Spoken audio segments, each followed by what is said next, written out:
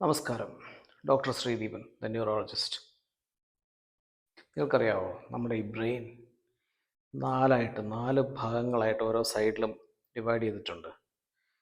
ഒന്നാമത്തെ ഭാഗമാണ് രണ്ട് സൈഡിലും ഫ്രോണ്ടൽ ലോബ്, രണ്ടാമത്തതാണ് പെരേറ്റൽ ലോബ്, മൂന്നാമത്താണ് ടെമ്പറൽ ലോബ്, നാലാമത്താണ് ഓക്സിപിറ്റൽ ലോബ്. ഓരോ സൈഡിലും ഉണ്ട് കേട്ടോ. അപ്പോൾ ഫ്രോണ്ടൽ ലോബിൽ എന്താണ് പ്രത്യേകത? ഫ്രോണ്ടൽ ലോബിൽ ഇപ്പം നമ്മുടെ ഡിസിഷൻ മേക്കിംഗ്, നമ്മുടെ പേഴ്സണാലിറ്റി, നമ്മളെങ്ങനെയാണ് ഐഡൻറ്റിഫൈ ചെയ്യുന്നത് എന്നിവയൊക്കെയാണ് ഡിസൈഡ് ചെയ്യപ്പെടുന്നത്. ഫോർ എക്സാമ്പിൾ, ഫീനിയാസ് ഗേജ് എന്ന് പറയുന്ന ഒരു റെയിൽ റോഡ് വർക്കർ ഉണ്ടായിരുന്നു. അദ്ദേഹത്തിന് ഒരു ഇഞ്ചുറി ഉണ്ടായി. അത് ഇതുവഴി ഒരു കമ്പി തുളച്ച് കയറി ഇതുവഴി പുറത്തേക്ക് കയറി വന്നു. അപ്പോൾ എന്തു പറ്റി?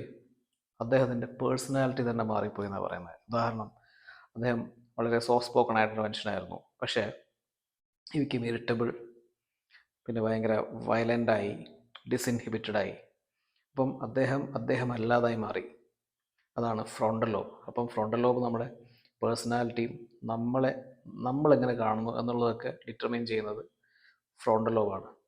പിന്നെ പെരേറ്റൽ ലോബിൽ പ്രശ്നം വന്നിട്ടുണ്ടെങ്കിൽ ചുറ്റുപാടുമുള്ള ജോഗ്രഫിക്കൽ ഓറിയൻറ്റേഷൻ ചിലപ്പോൾ നശിക്കാം. അപ്പോൾ അതുകൊണ്ട് ചിലപ്പോൾ ആൾക്ക് വഴിതെറ്റിപ്പോവാം. നമുക്ക് നമ്മുടെ ഈ ദൈനംദിനം ഉപയോഗിക്കുന്ന ഉപകരണങ്ങൾ ചിലപ്പോൾ ഉപയോഗിക്കാൻ പറ്റാതെ വരാം. പിന്നെ ചിലപ്പോൾ നമുക്ക് റൈറ്റിൽ ലെഫ്റ്റ് കൺഫ്യൂഷനൊക്കെ ഉണ്ടാകാം. പിന്നെയുള്ള ടെമ്പറൽ ലോബ്, നമ്മുടെ സംസാരം, കേൾവി, പിന്നെ ഓർമ്മ, ഇവയൊക്കെ അവിടെ ഇരിക്കുന്നത്. അപ്പം അവിടെ ഡാമേജ് വന്നാൽ അവിടെ അതിൻ്റെയൊക്കെ പ്രശ്നം ഉണ്ടാകാം. പിന്നെയുള്ളത് ഓക്സിപിറ്റൽ ലോബ്, നമ്മുടെ കാഴ്ചയെ നിയന്ത്രിക്കുന്ന ഭാഗമാണ്. അവിടെ ഡാമേജ് വന്നിട്ടുണ്ടെങ്കിൽ കാഴ്ചയ്ക്ക് പ്രശ്നമുണ്ടാകും.